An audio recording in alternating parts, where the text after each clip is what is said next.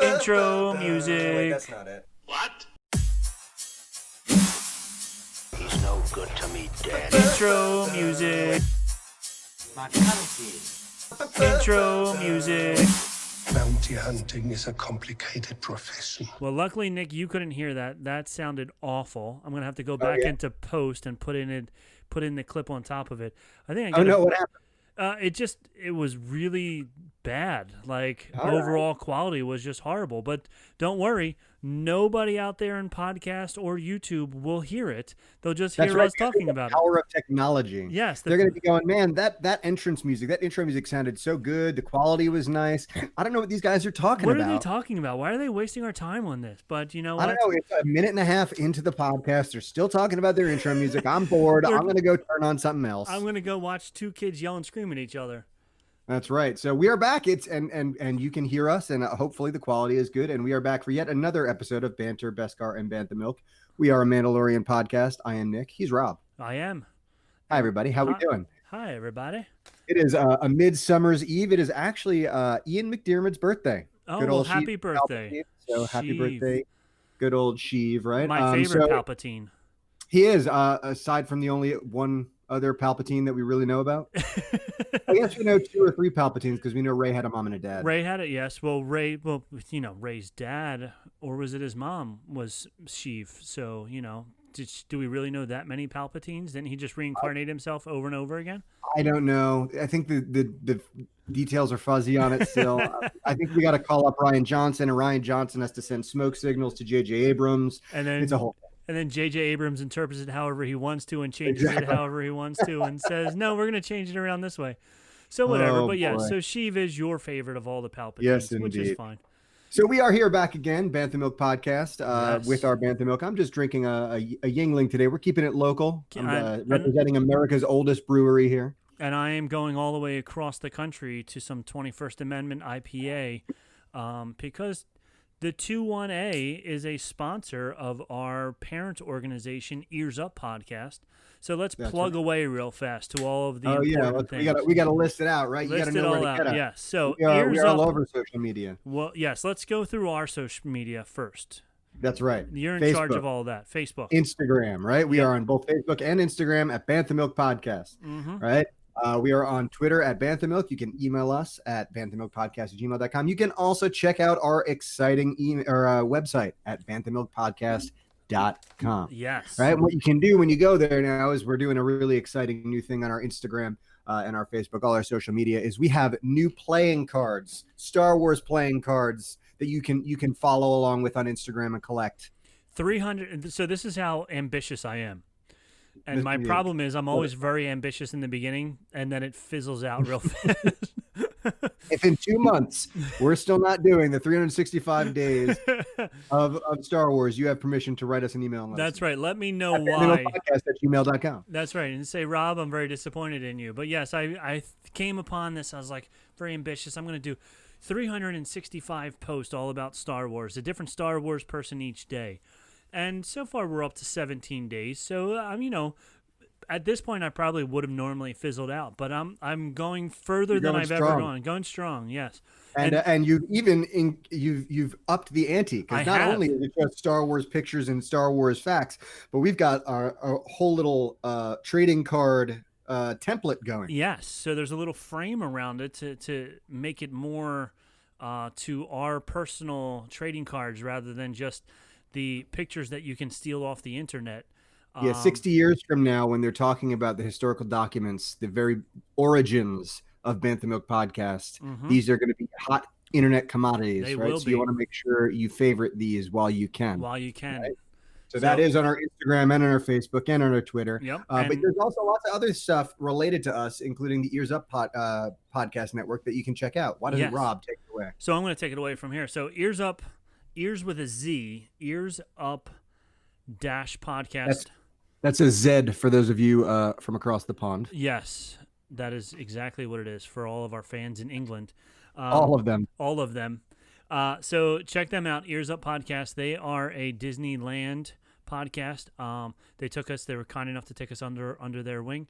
You can support them and us by supporting them, you also support us. On Patreon, I have the exact link right here, patreon.com/earsup, no hyphens, no podcasts or anything, but with a Z. Ears with a Z. Ears with a Z. You can also go to their Etsy store. They have a whole bunch of, mostly t-shirts, but their Etsy store is called Cov Ears, etsy.com/shop/covears. Gee, Rob, did you just say the word shirts? I see an interesting shirt Do on you you like right this now. shirt? Look at this shirt. Look at that, man. And for those of you who listen to the podcast and don't get to see our glorious faces on YouTube, Rob is wearing a delightfully tie-dye shirt with the Bantha Milk podcast logo right on it. I sure am.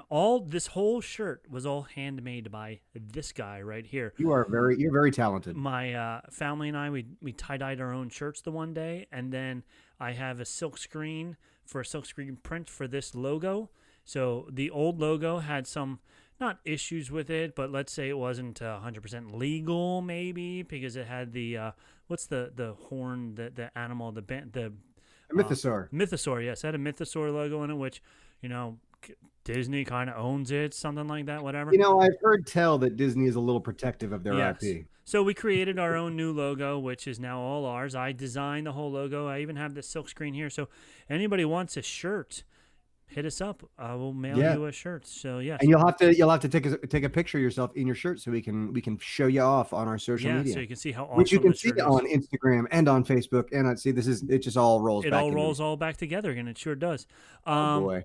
Ears Up has a bunch of other podcasts that we want you to listen to as well, because they're really cool. If you like anything about Disney, you're going to love all these podcasts. There's these guys, they do something called The Supreme Resort, where they compare rides from Disney World to Disneyland, the same ride, and they tell you what makes one better than the other. Those guys are very busy, because not only do they have the Supreme Resort, but now they have a new feed as well called Scraping the Vault, where they watch old Disney direct to VHS at the time, VHS, direct to TV, direct to DVD movies and shows like Aladdin 2 and Aladdin 3 that were they were made by the TV people just for you to buy their videos. So they go through and they watch all of those. We're trying to talk to them about hoping that we will get a mashup show together with them, because we're going to talk a little bit about it later. There's a Ewok movie from the 80s that we thought all of us together could really watch and really tear apart. And we had another passing in the Star Wars universe the other day. We had Wilford Brimley pass away, and a lot of you probably don't know that Wilford Brimley was a Star Wars star. Right, because he wasn't in any of the major movies, but he was in the made-for-TV movie. The Ewoks, it wasn't the Ewok Adventure, it was the second one that they had. There's two of them. If you can imagine. Yes. And Wilford Brimley was in one of them, Wilford mustache and all. The same year that he was in Cocoon, which was like the biggest blockbuster movie of the year, he was also in this made-for-TV Ewok movie. So that made me laugh. Yes, indeed. And there's one more podcast that I want to promote. It's called House Meeting. If you're a Big Brother fan, Taryn, who's from Ears Up podcast, she started her own podcast about Big Brother. Big Brother just started this week, and they go through and they watch each episode and they talk about it and what's going on in the house and all that good stuff. So those are all the podcasts. On our website, there's also a support us page where you can get the links to all these things, to the Patreon, to the Etsy. Also support us on this Amazon link where it doesn't cost you anything, but it throws money back at us by you just buying stuff on Amazon, and everybody shops on Amazon. Yes, indeed. So that's it. I'm done. That's all the plugs. We got them all out. That's all the plugs. And now, because of these plugs, we did have a question we put out to our social media today that I wanted to get to. Yes. We raised a very hot button issue in our show last week, and we put the question out to you, the audience. And that question is simple. In a fight, because obviously we always want to know who would win in a fight. The question was, who would win in a fight? Our boy Baby Yoda, the child, or Wonder Woman? Right, because they were both related to Pedro Pascal, or not related to, but they both worked with Pedro Pascal. And he said that he would rather work with Wonder Woman than he would Baby Yoda. So then we said, well, who would win in a fight? So there was a couple of people who commented. Some people said, I said Wonder Woman would, because Baby Yoda he uses his powers once and then he falls asleep. So yeah, he just seems like he's not quite grown into him. No, not yet. I thought too. But I don't know that our public adoring fans really understood the question. Okay. 92% of the respondents on this poll said that Baby Yoda would win in a fight. People all have a lot of confidence in Baby Yoda's prowess, martial prowess. Yes. I'm wondering where that comes from. What do you think? What do you think people are like? You think they just think he's so cute that maybe Wonder Woman would be like, nah. Just baby, yeah. Wonder Woman would go, oh, you're so cute. And then he would go and use his mind force on her, and then he would win. So maybe that's what fair. it was. Because cuteness does win. That is fair. I would say, I don't know. If I really wanted to be honest here, I'm going to probably say that Wonder Woman might have the edge over our boy Baby Yoda, but we haven't seen him in action that much. True. I mean, I would have put that Mudhorn over Baby Yoda too. Yes, that Mudhorn was a very heavy beast, and he did freeze it in its spot. So that's true. There you go. That's a good point. So maybe our fans are correct. Yes, if you have any more specific thoughts on that, let us know at banthamilkpodcast@gmail.com or send it to us on our Instagram, on our Facebook, on our Twitter.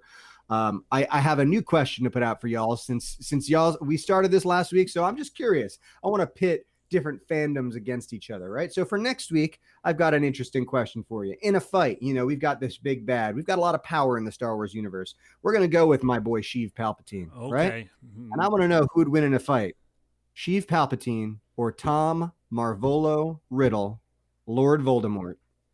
Ooh, what do you think? Right? Very good. I like that. They're both kind of creepy. They both like lost all their hair and stuff because of like a freak accident. Yes. They're both kind of grumpy. And Tom Riddle wasn't he the snake in one of the books? So he wasn't the snake himself, but he could talk to snakes. He had parcel tongue. Okay, right? So he can control animals. He can talk to animals to help us cause. So I think that would be a pretty good fight. Yeah, I think so. We will delve more into that on our next episode. But in the meantime, we want to hear from you. Yeah, so look for that poll coming out very soon to see what your response is. What do you think? Who do you think would win? Yes, indeed. Is there any Star Wars news this week, Rob? I don't think there is. Luckily, there's just a little bit because we also had some feedback as well this week. Good. The one feedback that we had was the last show was called Top 10 Moments in Star Wars History. And the feedback was it took us way too long to get to the top 10 moments in Star Wars history. They said they were watching it on YouTube, and it was like 45 minutes in before we got to the top 10 moments. Were they in a rush? I know. Did they have hurry? Some issue with what we were talking about? You're just trapped inside, so who cares? Just listen. Just relax and listen. Maybe we should just like say, if you think you're so good, maybe you should come on the show. Exactly. Oh, right. Wait. Has come on the show before. Anyway, but that's okay. So we're going to try and get to it a little bit faster. And also, we didn't even talk about what this show is about. This is our awards show.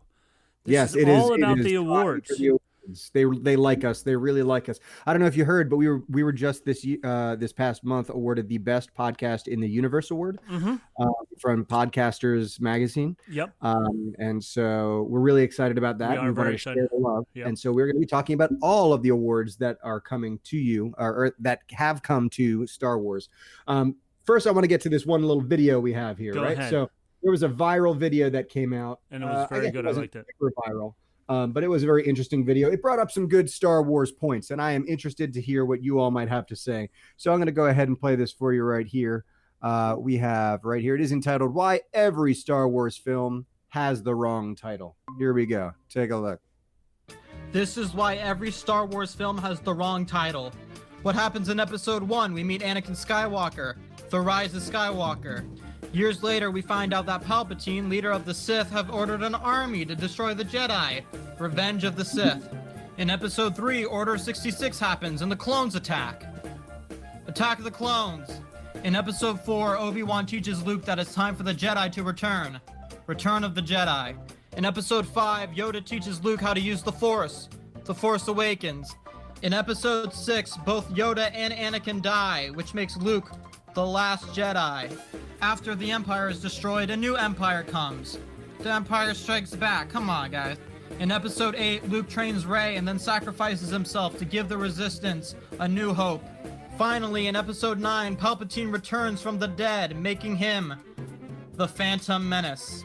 Thank you for coming to my TED Talk. Lucasfilm, hire me, please. That's what you have right there. I love it. And when I watched it the first time also, I was like, yes, I agree with everything you say. His points were very, very valid. Yeah, I guess I get where they were coming. It's just very interesting that you can literally flip flop those titles everywhere. I don't know what kind of thought goes into the titles, but I do know at least quite a bit, because that third, the third Return of the Jedi was not originally titled Return of the Jedi. Okay.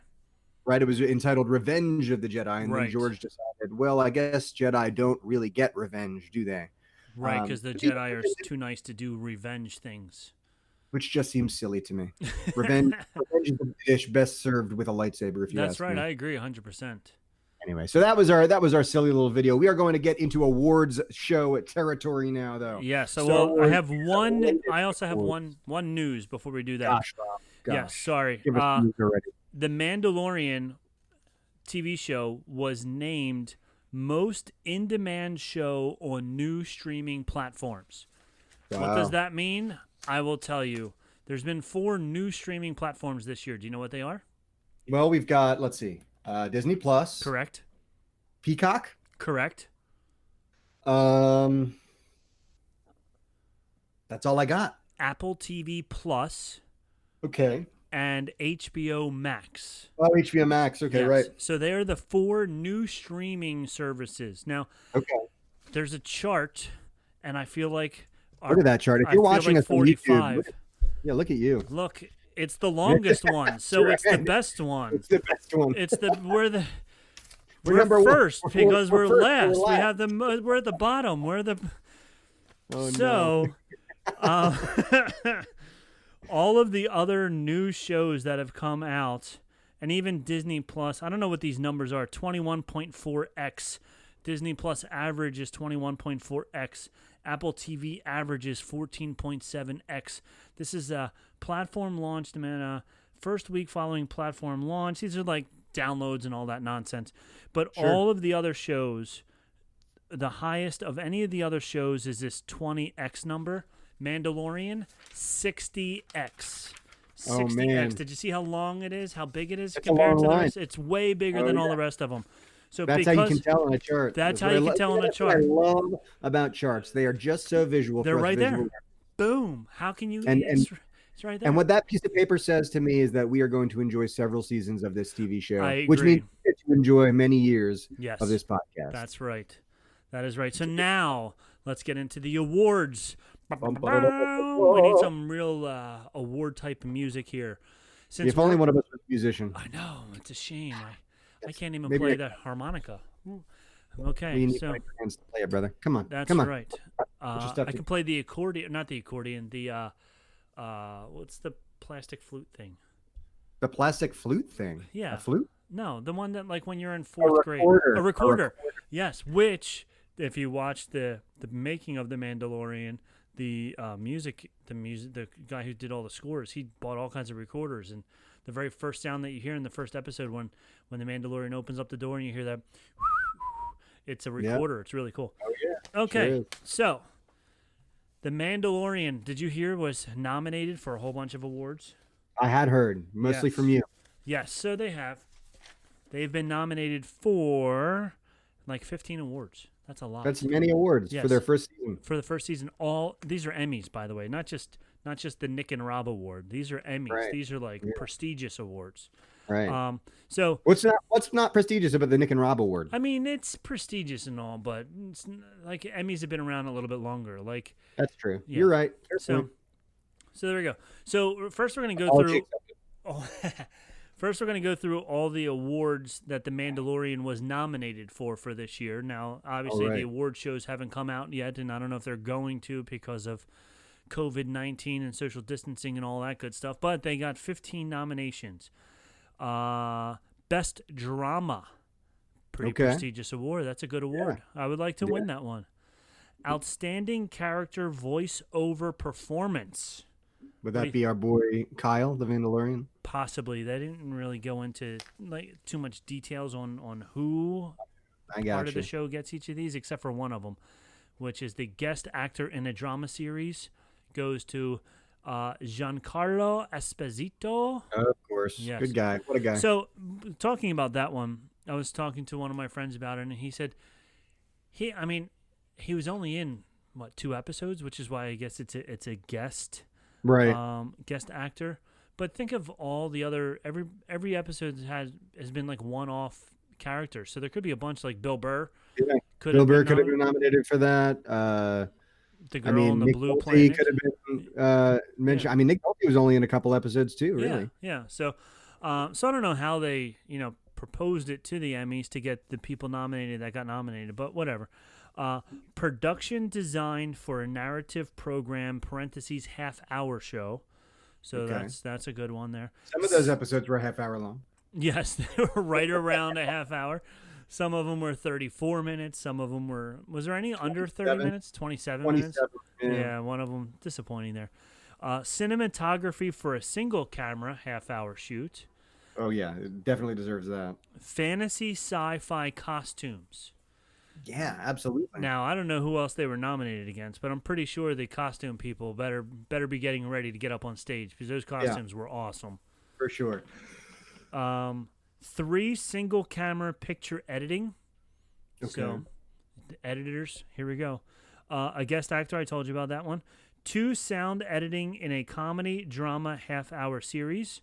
So sound editing and visual effects, you'll see, is a very big award nomination for Star Wars. Yeah, as it should be, as one would hope. Yes. Yeah.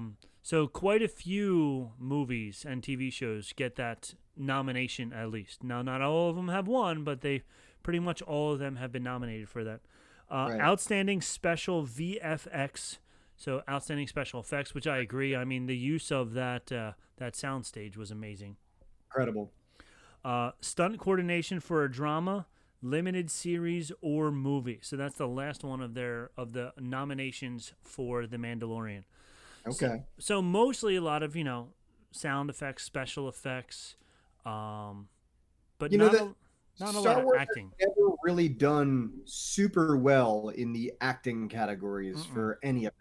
It's never really been like a vehicle for Oscars for acting. You know what I mean? I don't know that any Star Wars character has ever gotten an Oscar for like best actor. Certainly not. Maybe best supporting actor. You would know, I guess, because you made the list. I will tell you later. Yes. So I'll let you think about it. But there's definitely in the first episode. There was somebody who did win, but I won't tell you yet. We're going to get into that later. So we have to get through the rest of the Emmys first. All right, let's hear it. Well, before we do that,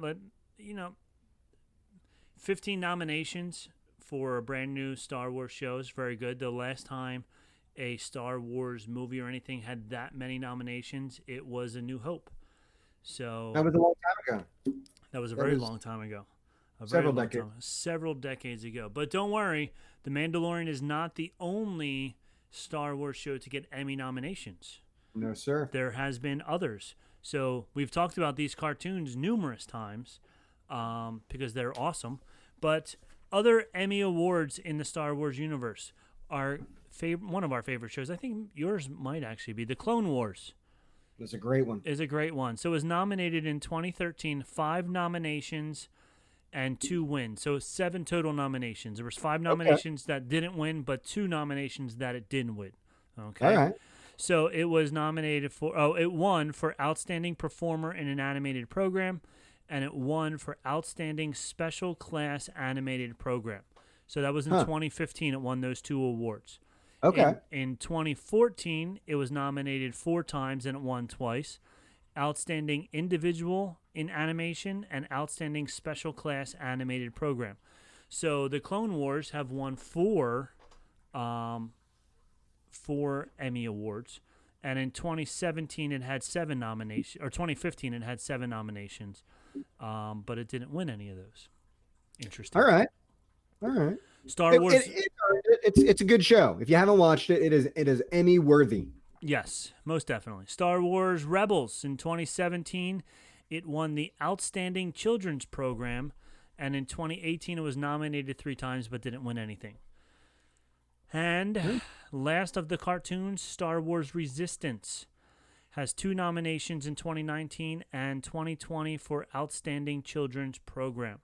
Yeah, Resistance is the one I still haven't watched. Resistance, it was the animation was different. It was more geared for children than Clone Wars and Rebels is. So it was entertaining enough to watch. It's not something that you're going to get a whole bunch of details and all kinds of good stuff like that out of it. Right. Now for the big news. The Okay. 2 movies, TV movies that we forgot all about, and then as I posted things on Facebook, found out that all these people have DVDs of it, and I'm like, what? Ewoks: The Battle for Endor. That's our one with our boy Wilford Yes, Brimley. 1985. It was the sequel to the Ewok Adventure in 1984. Now, Wilford Brimley was not in both of them, but there was a little girl who was in both of the 2 Ewok movies. And in 1985, it got Emmy nominations for Outstanding Children's Program and Outstanding Sound Mixing for a Miniseries or Special winner for Outstanding Special Visual Effects. So a lot of big fancy words for nominations there for special movie Star Wars movies. I don't know. I'm so shocked that Wilford Brimley wouldn't have gotten like an Emmy for Outstanding Actor for his work on that one. That was a one he hung his hat on. Oh, I think he did not.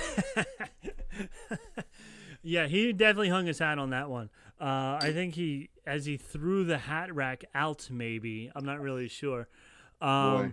Yeah, I think he probably put his Liberty Mutual commercials higher on his CV than he did that one. He did that Star Wars. But, whatever. It was the 80s. It did what it did. The Ewoks were huge at the time, and Wilford Brimley was huge at the time, so why not get Wilford Brimley, I can't even say his name, blah, blah, blah, blah, into an Ewoks movie? I mean, it just seems like... I wasn't alive at the time, so I wouldn't know. I was. You would have to tell me about I that. probably watched it, too, because I was, I love the Ewoks. I'm sure I watched both movies when I was 9 and 10 years old, and I probably loved them, not knowing that they were probably really bad and campy.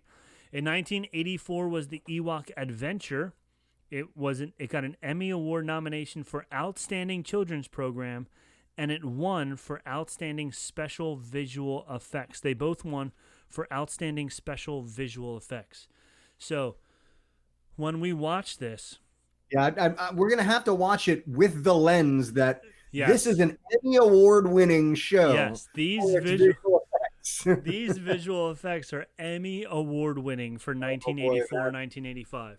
That will be a good thing to keep in mind. So think about that. Oh boy. Oh boy. All right. Is that all for Emmys for Star Wars? That's it for Emmys. There was enough there. That's for sure. They did a great job. And the Star Wars they did win some Emmys, which is good.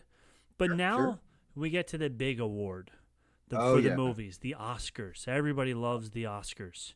This is the granddaddy of them all. Academy. And see if they like them. They do. See if they love me. They really love me. See if you notice a trend here as we go through this. I'm ready. So, Star Wars original trilogy had 17 nominations, 7 wins, 7 competitive wins, and 3 special Oscars. Okay. So they gave them 3 special awards, which later on in the 90s turned into a visual effect award. But in the 70s and 80s, it was a special award. So A New Hope, I think you've heard of it, in 1977, it won 7 Oscars. The very first movie, 7 Oscars. Yeah, well, that was the one that changed everything. It changed everything. It won for art direction. It won for costume design. It won for sound. It won for film editing. Okay. It won for visual effects, which that was the special award at the time. So they didn't have any competition. They just said, this is the most visually effective movie that we've ever seen, so you get this award. And it won for original score. Of course, John Williams. John Williams, he was the man, or he still is the man. Is he still with us? He sure is. Oh, good. Oh yeah, he actually wrote the last Star Wars movie, The Rise of Skywalker, was his final. He said his final Star Wars movie he was going to write for. That's awesome because he did a great job. Oh, boy, did he! With all that, and I have a little tidbit about him at the end also. It also received a special achievement for the creation. This is in quotes. For the creation of the alien creature and robot voices, which was presented by C-3PO in a bow tie. This type of honor would later get its own competitive category known as sound editing. So those were all the awards that it won. It was also nominated for Best Picture. Sure. This is the one you were talking about. Our good friend Alec Guinness. Yes. He was nominated for Best Supporting Actor. I forgot that Sir Alec yes. was in there. Best Director and Best Original Screenplay nominated, but didn't win any of those. Right. So 7 wins in the very first Sir one. Alec Guinness was not a big fan of the Star Wars movies. He only really did them. I think I read somewhere that like one of his grandkids or something talked him into it, or so maybe that was the Dumbledore thing. Anyway, I know that they really wanted him on board because they felt like he lent some gravitas and some seriousness to the project. But I think he had always kind of just considered it some weird space movie, and he kind of resented it when fans like kind of only knew him for that. Right.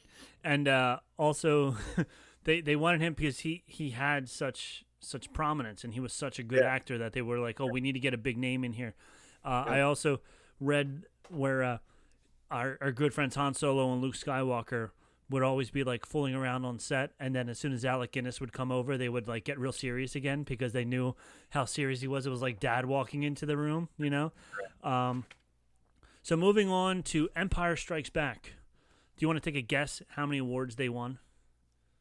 I'm going to say more than the last one. Okay, you would be wrong. Oh, bummer. Bummer. They only won two awards. Wow. They won for Best Sound and Best Visual Effects, which was still a special award at the time. And they were only nominated 4 times. They were only nominated for the original score and art direction on top of Best Sound and Visual Effects. So the first one they were nominated, they won 7 awards, and in the second one they only won 2 awards. All right. Now, Return of the Jedi, 1983. What do you think? Less. Very less good. Than New Hope, maybe more than Empire. I don't know, but definitely less than New Hope. It only got one.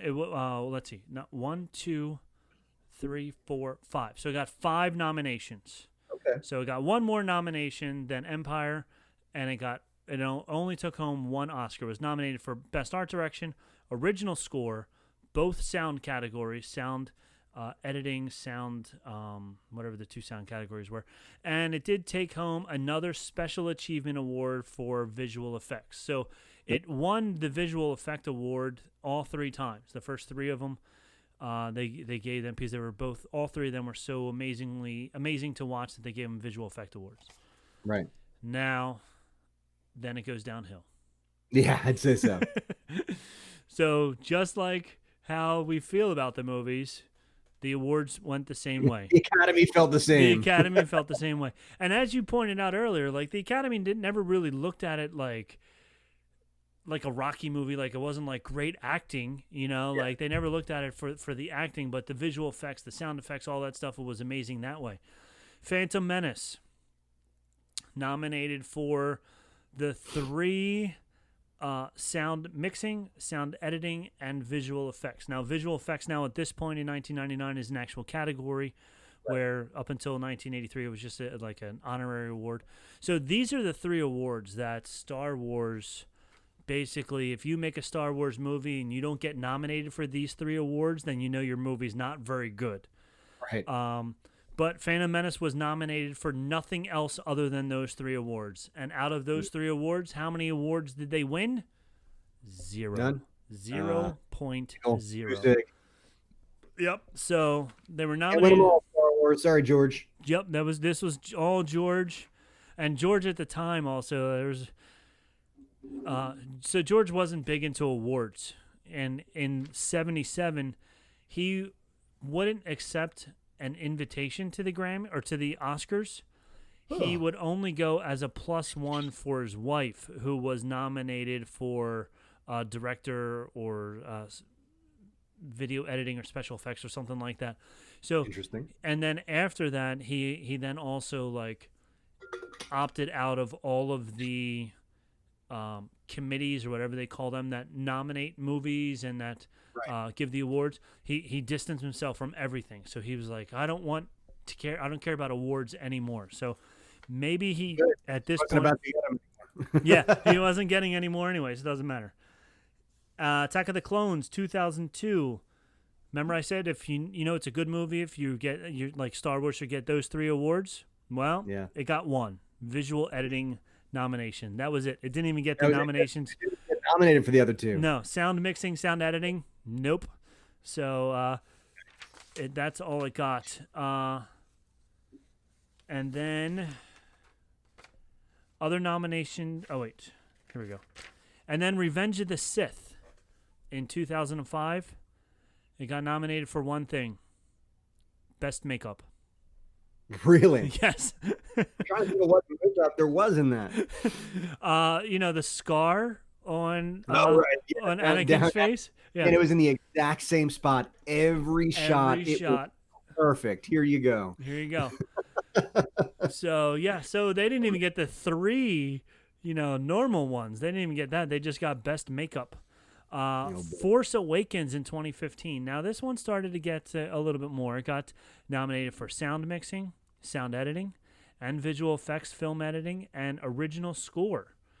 Well, yeah. I mean, I'm amazed that the other 3, like, forget whatever happened in the prequels. I'm amazed that they didn't get original score for Duel of the Fates alone in episode 1. Yes, because it was just amazing. That music was just unbelievable. So it got nominated for all of those. John Williams was back with another nomination again.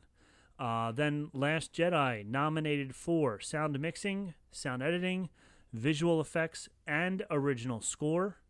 So it got 4 nominations because they liked John Williams' work in that one. Have you noticed that it's weird? Since 1983, I haven't mentioned anything about awards that they won. That's so strange. That's so strange. They didn't win any of these Oscars. I have a couple awards they've won since 1983. Oh. Don't you? Good. Because they're feeling sad that they haven't won any awards. So I'm glad you found some that they did win. Oh, I sure did. Rogue One, 2017, nominated for special effects, VFX, and sound. And the movie Solo, 0 Oscar nominations. Solo had 1 Oscar nomination for visual effects. Okay. So those 2. And then And we're not that Solo even exists, honestly, with all the turmoil that went on going like at the beginning of that one. Yes. Oh my gosh. So it got they nominated it got one nomination.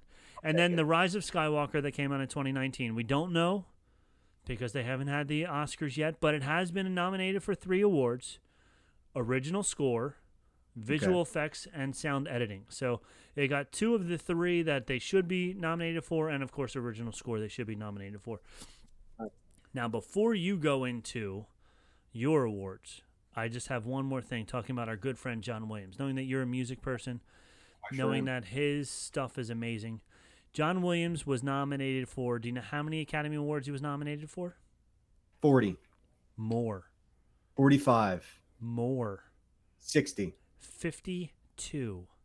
Wow. 52 awards he was nominated for. He won. Know that he has been nominated more than any living person.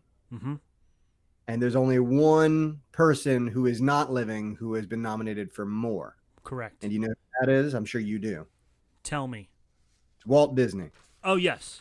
Yep. Yes. So, yes. One who's surpassed John Williams. Walt Disney has been nominated 59 times. Oh, he's edging up. He's getting close. He is catching up. So he's nominated 52 times. He only won 5 out of 52 times. That's very interesting. He has 6 Emmy Awards. He's nominated 6 times for Emmy Awards, winning 3. He has nominated 25 Golden Globe Awards, winning 4. He was nominated for the Grammys. How many times was he nominated for the Grammys? And I'll give you a hint. It's more than 50. It's even more than 60. More than 50. Okay. 75. Little less. 71. Wow, good for him, man. 71 Grammy Awards, winning. How many do you think he won?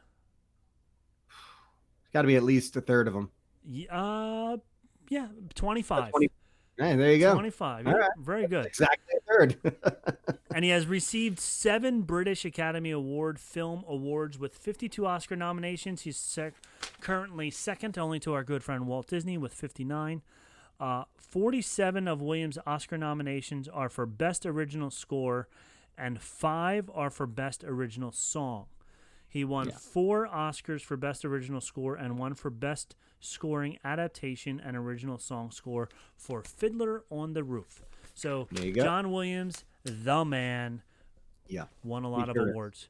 So they're all of my awards that I have. Yeah, we don't want to leave you on too delicious of a note. We always have to interject a little bit of salt into everything. That's because right. It's right? And and as we all know, there is the opposite side of this coin. There are three movies, episodes 1, episode 2, episode 3, which received distinction at a very prestigious award ceremony called the Razzies. The Razzies. The Razzies are like the Oscars for terrible movies. You do not want a Razzie. Generally speaking, they're not what you're aiming for when you create a movie. So we're going to start from the very beginning because episode 1, Phantom Menace, it was nominated for 7 Razzies. 7. It was nominated for more Razzies than it was Oscars. That's awesome. It was nominated for Worst Picture. It was nominated for Worst Director. It was nominated for Worst Screenplay. Jake Lloyd was nominated for Worst Supporting Actor. Jake Lloyd and Natalie Portman were nominated Worst Screen Couple. Oh my gosh. Now this next one makes me laugh a lot. I had no idea about this. Worst Supporting Actress. There was a character called Sachet. Do you know who played Sachet? No, who played Sachet? Sofia Coppola. Oh my goodness. They nominated Sofia Coppola for a Razzie. Oh my goodness. For something I don't think she even talked in it, probably just because she was Sofia Coppola. Right. Which is amazing. That's awesome. And then they did win 1 Razzie. Okay. And it was Worst Supporting Actor. And who do you think it was? It was your boy Jake. It was not. Oh, so it was Ed Best, Jar Jar Binks. Oh, nice. Actor. Oh yeah. Nice. That was 7 Razzies. Episode 2, same thing, 7 Razzies. 7 Razzies. This time Hayden Christensen won for Worst Supporting Actor. And they won for Worst Screenplay. Oh. It was also nominated that year for Worst Remake or Sequel. It's just great, right? And Natalie Portman gets distinction because for the second Star Wars in a row, she was nominated for Worst Screen Couple, this time with Hayden Christensen instead of Jake Lloyd. Okay, so she's keeping it real. She's blowing it with young Anakin and older Anakin. Right. And episode 3, if you can believe it, only 1 Razzie. Wow.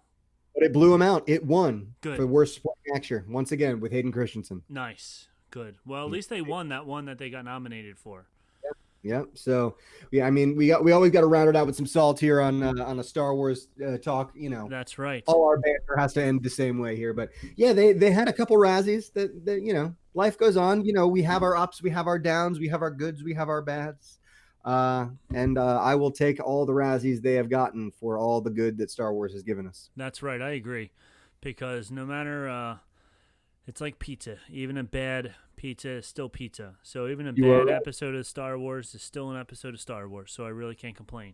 I'd rather have all good ones, but you know, sometimes you have Little Caesars. You know, you take the good, you take the bad, you take them both, and there you have the fact. That's right. It's George Clooney. That's right. Oh man, I think we got to end it there, Rob. I think so. Our minds here. So that was it. We went through all of our awards for Star Wars. They got a lot of awards, mostly good. Mostly good. Yeah. Good. I'm sure they will continue with October once we start up episode 2. Or season 2. I'm sure we're going to get even more Emmys to rack up. And yeah, it's going to be a good time. I think so. I think this is going to be a resurgence in positive awards for Star Wars. I think so. Because this is like a New Hope. It's brand new. That's it's right. Awesome. It's very good. Yeah. Dave Filoni and Jon Favreau, you're our only hope. They are our only hope. That they are. And for those people who were complaining that we were bantering too much, look at this. It's only like 45 minutes into this episode now because we cut out all the banter, but that's okay. Yeah. We got Don't right worry, to the point. That banter is going to be around. We're not going to get rid of that banter entirely. No way. But we have, if you do have any comments, we do want to hear from you. We do want to hear whether you think Emperor Palpatine or Lord Voldemort would win in a fight. Yes. And if you're going to give me an answer, you need to back up your answer with supporting details, right? Don't just say, oh, Voldemort would win. But if you're going to tell me why Voldemort would win, tell me why. What spells would he use? Yep. What would happen? I want details, right? So let us know at banthamilkpodcast@gmail.com. You can let us know on Facebook, on Instagram at banthamilkpodcast, banthamilk on Twitter. Send us an email, send us a like, send us a hey. We like to hear from you. Send us a drink recipe. We haven't gotten drink recipes in a long time, guys. I know, we can because we're drinking beers now instead. So, yeah, but that's okay. All bubbly, right? You got to give me some hard drinks so that I don't get all those bubbles in my stomach. That's right. All right. Well, I think that's pretty much it. So that is a wrap from all of us at socially distanced Bantha Milk headquarters over in beautiful South Jersey. My name is Nick. His name is Rob. We have spoken. We have spoken.